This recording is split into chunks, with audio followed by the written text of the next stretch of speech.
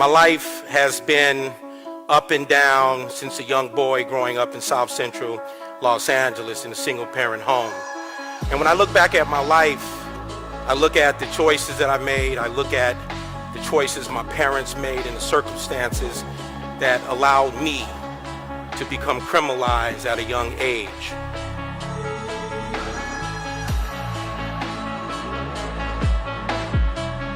When you come from middle class America, mothers and fathers instill the power of education.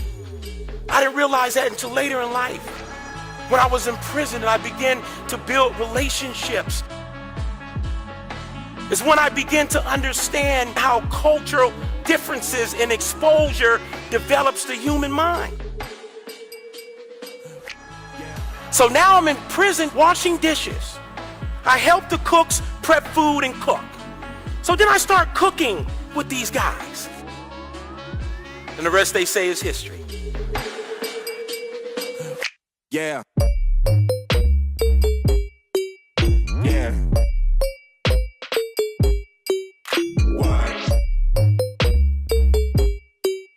Yeah.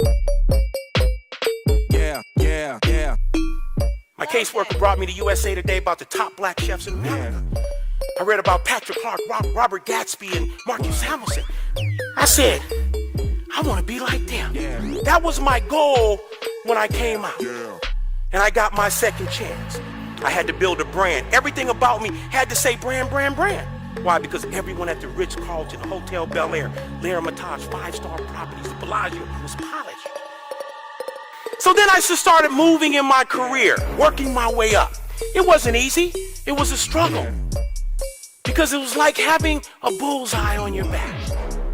A black man, convicted felon. No formal education, never been to culinary school. But a man who discovered his greatest gifts and his weaknesses in the darkest places.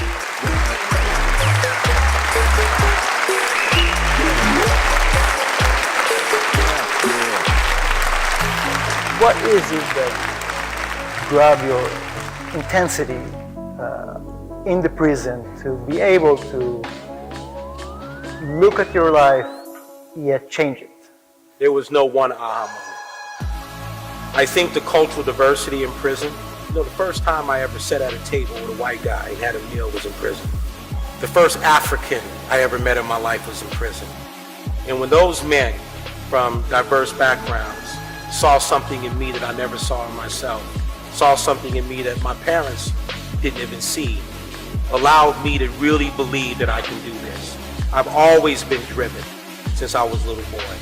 I was always that kid who made something out of nothing. I was that kid who was able to create a meal out of canned foods and government cheese. I mean, once I was shown the way and I built up the confidence that I can become a chef and I can change my life, I knew that one day I would be successful.